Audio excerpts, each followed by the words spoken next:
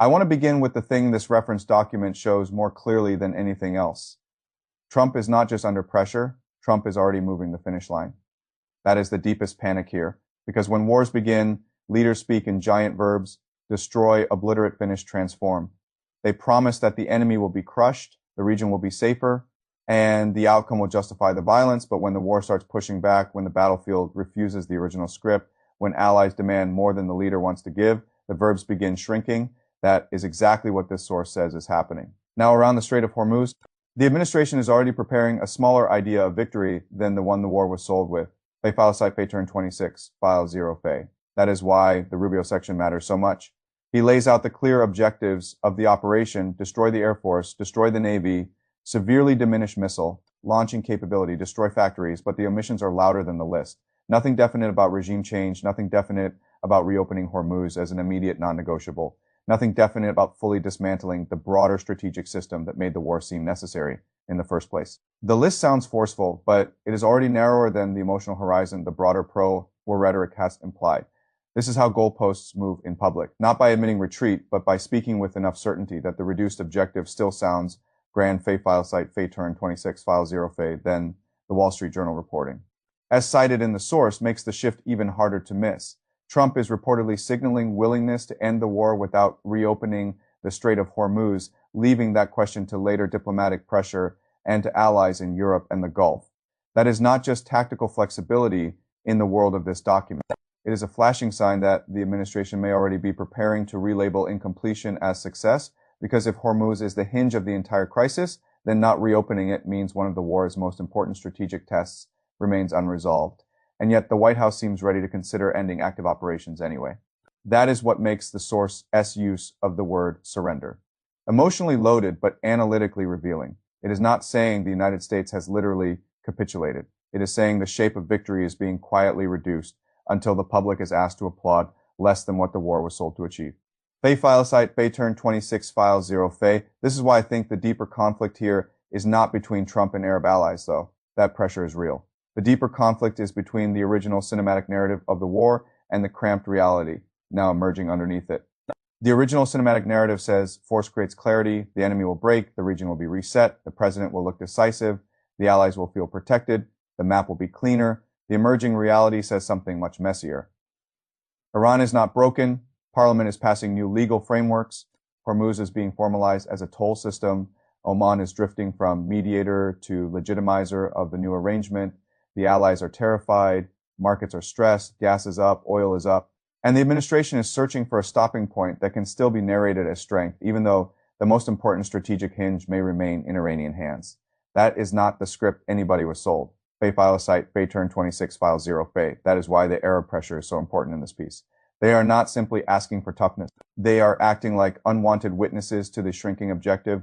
They are saying, do not come to us and pretend this smaller finish line is what we paid for.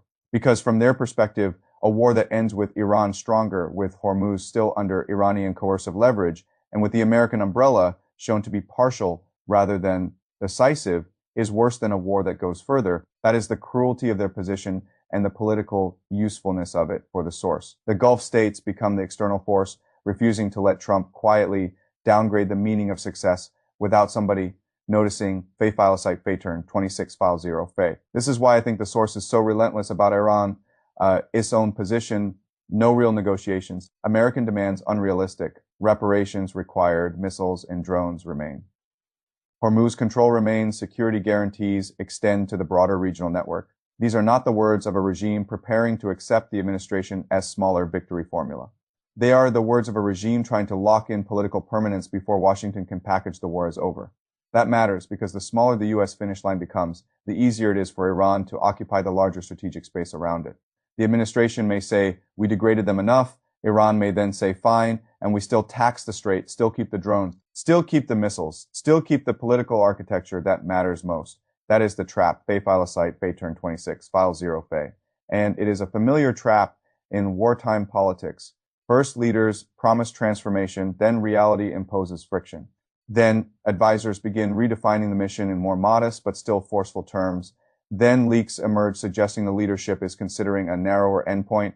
Then loyalists insist the narrower endpoint was always smart realism. Then critics point out that realism is just another word for retreat when measured against the original promise. That is exactly the sequence this source is trying to capture. And the reason it feels so sharp is that all the actors are now moving in different directions at once. The Gulf allies want the old larger victory. Rubio starts outlining the smaller one. Trump seems tempted by a way out. Iran behaves as though time and codification are on its side.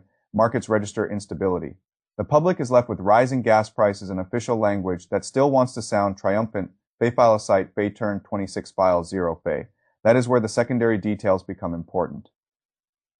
The press secretary says Arab states will pay for the war, as though the central issue is still billing rather than strategic outcome. An economist warns that energy shock is becoming inflation shock and then demand destruction.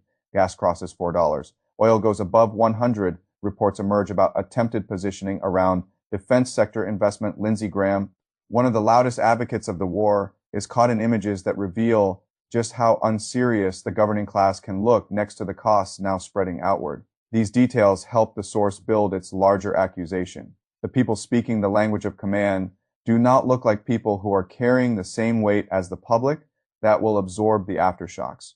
That gap makes every shrinking objective feel more cynical. Fay file site Fay turn 26 file 0 Fay.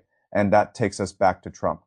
What exactly is his panic here? It is not just that the allies want more blood. It is that the original meaning of the war is becoming harder to preserve. He needs to find an ending. But the bigger the gap between the opening promise and the ending available, the harder that ending is to narrate without looking weak.